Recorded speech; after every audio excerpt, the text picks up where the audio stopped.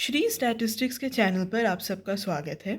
आज हम लोग एक रिज़ल्ट की बात करने जा रहे हैं जो कि कैरेक्टरिस्टिक रूट और कैरेक्टरिस्टिक वेक्टर से जुड़ा हुआ है।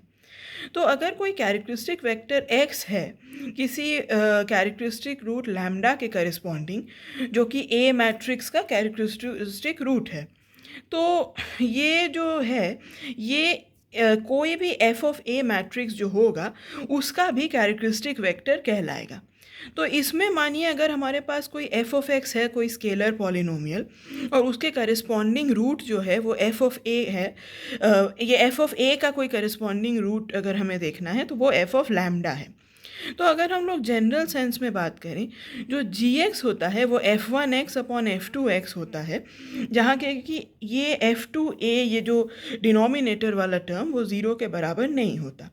तब हम कह सकते हैं कि g लैम्डा जो है वो कैरेक्टरिस्टिक रूट है g ऑफ a का, जो कि इस एक्सप्रेशन के बराबर आता है।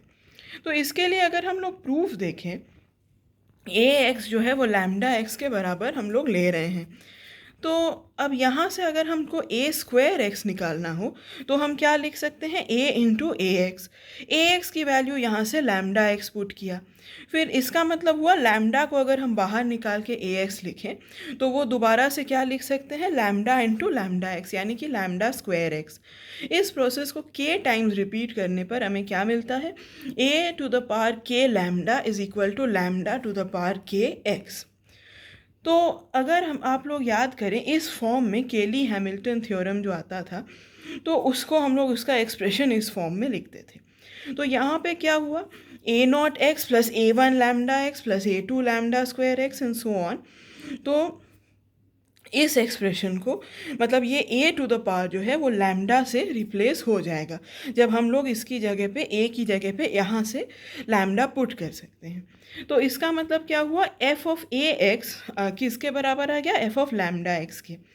तो ये x जो है ये कैरेक्टरिस्टिक वेक्टर है of the matrix f a, और f लैम्डा जो है उसका करस्पॉन्डिंग कैरेक्टरिस्टिक रूट है। अब ये f2a जो है ये नॉट इक्वल टू ज़ीरो है। यहाँ ऊपर हमने यहाँ पे अज्यूम किया था कि ये f2a जो है ये ज़ीरो के बराबर नहीं है। तो जो मैट्रिक्स f2a इसका मतलब कि नॉन सिंगुलर है और इसका जो कैरेक्टरिस्टिक रूट है वो ज़ीरो होगा। इसका कोई भी कैरेक्टरिस्टिक रूट ज़ीरो नहीं होगा। तो इसके बाद ये जो f2 lambda not equal to zero जो है, तो इसको हम लोग यहाँ यूज़ कर सकते हैं इस तरह से कि हमारे पास कैरेक्टरिस्टिक रूट, अब ये हम लोग लिख सकते हैं f of 1 a x is equal to f of 1 lambda x, ये एक इक्वेशन हुआ। और f of 2 a x is equal to f of 2 lambda x, ये सेकेंड इक्वेशन हुआ। अब यहाँ से हम क्या देख सकते हैं कि f of 2 lambda inverse x जो है वो equal to f of 2 a inverse x के बराबर आ सकता है।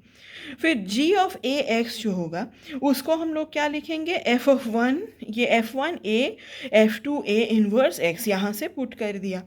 फिर इसको जब हम लोग सॉल्व करेंगे, यहाँ से बस केवल हमें वैल्यूज़ पुट करते जाना है। यहाँ पे क्या आया, f1a into f2 lambda inverse, क्योंकि ये इसके बराबर है।